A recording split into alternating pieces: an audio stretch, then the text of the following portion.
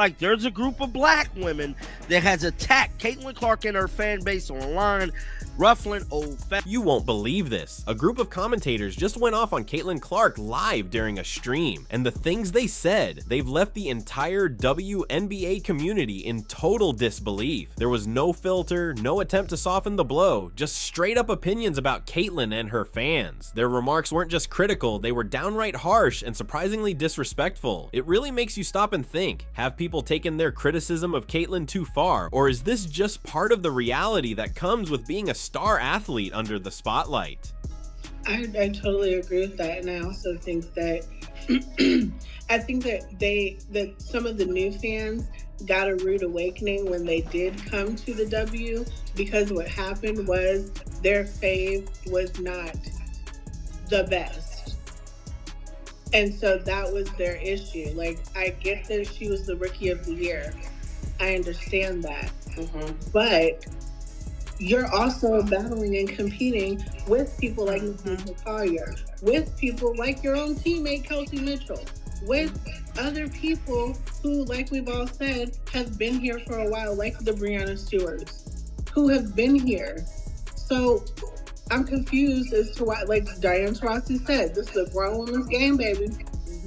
Yeah. So, but we're gonna change the subject. Alright, here's how it all unfolded. There was a live show on a streaming platform called Playback, and during one of their panel discussions, the topic suddenly shifted to Caitlin Clark and her fan base. And from there, things got ugly fast. The women on that panel didn't hold back, not even a little. This wasn't thoughtful critique or balanced commentary. It was straight up personal. They went after Caitlin's talent, her accomplishments, and even the people who support her. The whole conversation felt bitter, like they weren't analyzing, they were attacking. So here's what was actually said. One of the panelists started by saying Caitlin's fans entered the WNBA scene with massive expectations. They thought she'd instantly dominate the league, like she'd walk in and become the best player on day one. But according to that panelist, those fans got a rude awakening when Caitlin didn't immediately outshine everyone. She reminded viewers that, sure, Caitlin won Rookie of the Year, but she's still competing against proven stars like Aja Wilson, Breanna Stewart, and even her own teammate Kelsey Mitchell. The message couldn't have been clearer. Caitlin isn't the unstoppable force her fans imagine, and everyone needs to come back down to earth. Then, to drive it home, the panelist quoted Diana Taurasi's famous line,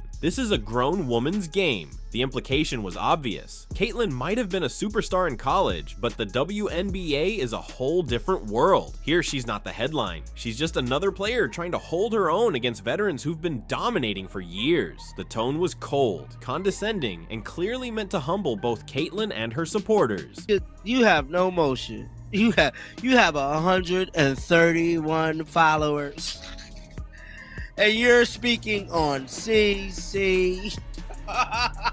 But it actually gets worse from here. After taking shots at Caitlin and downplaying her impact, the panel just brushed it off and moved on like nothing happened. It was as if they knew their words would spark backlash, but didn't care enough to stand by what they said. They made their jabs, dropped the mic, and tried to switch topics like it was no big deal. Except, it was a big deal. Within hours, clips of that segment were spreading all over social media. The reaction was instant and explosive. Caitlin's supporters were furious. They flooded the comments, quote tweeted the clips, and absolutely called out the panelists for being bitter and disrespectful. And fans were quick to point out something that really exposed the double standard. These same commentators never complained about the WNBA's lack of attention before Caitlin arrived. But now that she's brought millions of new eyes to the league and turned it into a national conversation, suddenly they want to tear her down and label her overrated. The hypocrisy?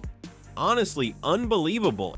I think a lot of these old guard WNBA media reporters, old guard WNBA fans is happy as hell. I truly think they happy. The fandom is over. The hype is over. Caitlyn stuff is over. They can go back to normal. Being in a sunken. And here's the part that really makes this whole thing frustrating.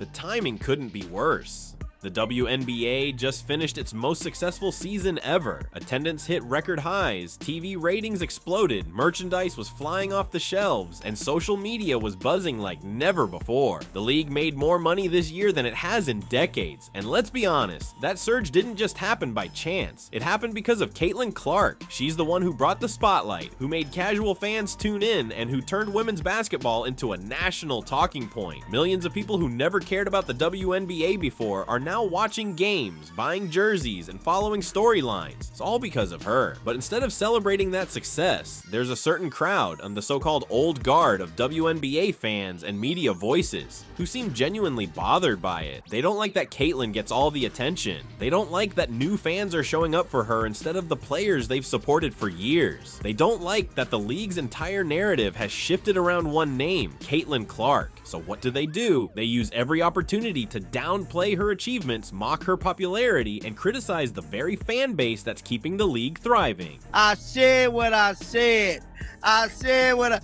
You said what you said, huh?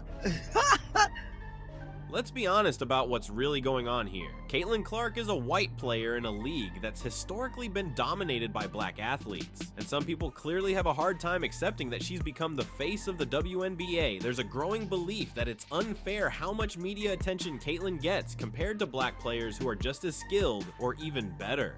Many feel like it's another case of corporate sponsors and mainstream outlets favoring a white athlete over the league's black stars. And to be fair, there's truth to that concern. The WNBA has long struggled with how it markets its black players compared to its white ones, and that imbalance deserves to be talked about openly. But here's where things cross the line. Turning that frustration into personal attacks against Caitlin doesn't solve the issue. All it does is make the league look bitter and divided. If the goal is to elevate black players, then promote them, spotlight their stories, invest in marketing that makes fans connect with them the same way they do with Caitlin, because trying to tear Caitlin down doesn't make anyone else shine brighter. And let's be real, she's earned her success. She's skilled, she's driven, and she's brought more attention to women's basketball than anyone in recent history. You can acknowledge her impact and still push for better representation at the same time. But those playback comments expose something deeper, a quiet frustration that's been bubbling all season. Some longtime WNBA fans are actually happy the hype around Caitlin is slowing down. Now that the offseason's here and there are fewer games, social media buzz has dipped, YouTube views are down, and a portion of the old fan base seems relieved. They'd rather go back to the good old days when the league was smaller, quieter, and centered around the players they already supported. Now, even if that means losing millions of new fans. And that mindset, it's honestly shocking. For decades, the WNBA has fought for attention, battled financial struggles, and watched players leave overseas for better pay. Then Caitlin Clark arrives, bringing record attendance, ratings, and sponsorships. And instead of embracing that wave, some people want it to end.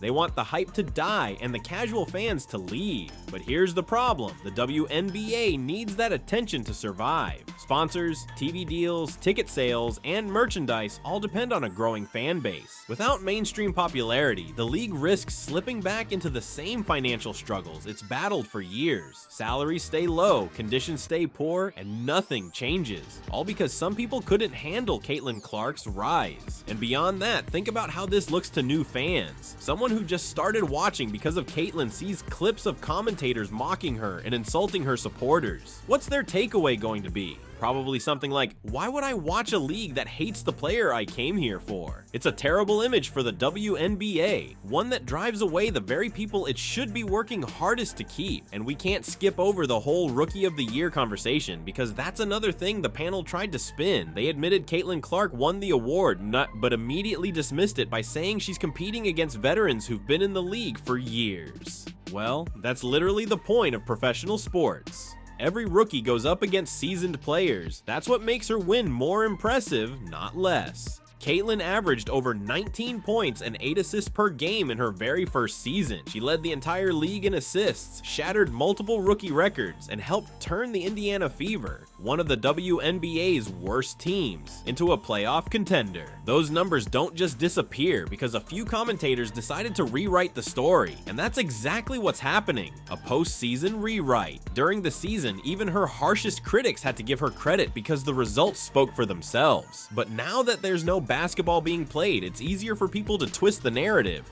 She wasn't really that good. Her fans are delusional. She only got attention because of her race. It's revisionist history, plain and simple. And it's being done intentionally to downplay everything she accomplished. Now, yes, the racial side of this conversation is complicated, but it's important to acknowledge it honestly. Caitlyn absolutely benefits from being a white player in a league that hasn't always marketed its black athletes equally. That's a real issue that deserves serious attention. The media and corporate sponsors do tend to favor white athletes, and that disparity in visibility hurts the incredible black stars who have carried the WNBA for years. But blaming Caitlyn for that imbalance doesn't fix anything. She didn't create the system, she's just succeeding within it. The real responsibility falls on the league and its media partners. If they truly want equality, they need to invest in storytelling around all their players. Highlight Aja Wilson, Brianna Stewart, Sabrina Ionescu, and so many others who make this league great. Build campaigns that celebrate the full depth of talent, not just one face. That takes real effort. And unfortunately, it's easier for some people to just attack Caitlyn and her supporters instead. What's getting completely lost in all this is who Caitlyn actually is. She's never disrespected her opponents. She doesn't trash talk. She doesn't walk around acting entitled. She shows up, competes hard, praises her teammates, and gives credit where it's due. Despite carrying massive pressure as the WNBA's biggest name, she's handled it all with calm and professionalism. And this is the thanks she gets, being torn down for the same success that lifted the entire league. And let's talk about the timing. This whole controversy blew up just as the WNBA is facing tense labor negotiations and the threat of a potential lockout. The league is in a fragile place, and instead of uniting around growing the sport, we've got media voices fueling division and attacking the player who brought unprecedented attention to women's basketball. It's short-sighted, self-destructive, and ultimately hurts everyone. The players, the fans, and the league itself. You really have to ask, what exactly were these panelists trying to achieve with those comments? Did they honestly think Caitlyn Clark's fans would suddenly agree she's overrated? Were they hoping to drop some kind of groundbreaking insight no one's ever thought of before? Or were they just venting their frustration and chasing the attention that comes with saying something controversial? Judging by how quickly they tried to change the subject afterward, it's pretty clear they knew exactly what they were doing. They wanted to take their shots, stir the pot, and move on before anyone could call them out. And honestly, that's the bigger issue here, because this whole situation perfectly sums up the WNBA's biggest problem. The league keeps getting in its own way. Just when it's finally gaining mainstream attention and real financial momentum, people inside the ecosystem start tearing it down from within. Whether it's players taking cheap shots at Caitlyn on the court, media members twisting her success into criticism, or panelists dragging her name on live streams, there's this constant cycle of self-sabotage that keeps holding the league back. Fans are getting exhausted by it. They're tired of watching the WNBA shoot itself in the foot over and over again. They're tired of the double standards, where Caitlyn gets blasted for things other players do with zero backlash. They're tired of all the negativity, the unnecessary drama, and the fake controversies that do nothing but divide people. At the end of the day, most fans just want to enjoy great basketball and support the athletes who make the game special, without all the extra noise. And that's the saddest part. This could have been a huge moment of progress for women's basketball. The WNBA had the momentum, the audience, and the opportunity to finally build something lasting. But instead of riding that wave, we're watching the same old cycle of drama and infighting that's held the league back for years. And what's even more ironic, a lot of this criticism is coming from people who claim to love the WNBA, but can't seem to handle the fact that it's finally becoming popular. So what do you think? Were these panelists completely out of line for going after Caitlyn like this? Or do you think they actually had a valid point about how the league promotes its players? Let me know your thoughts, because this conversation is far from over. And if you want more WNBA updates, stories, and analysis, make sure to hit that like button and subscribe so you don't miss what's coming next.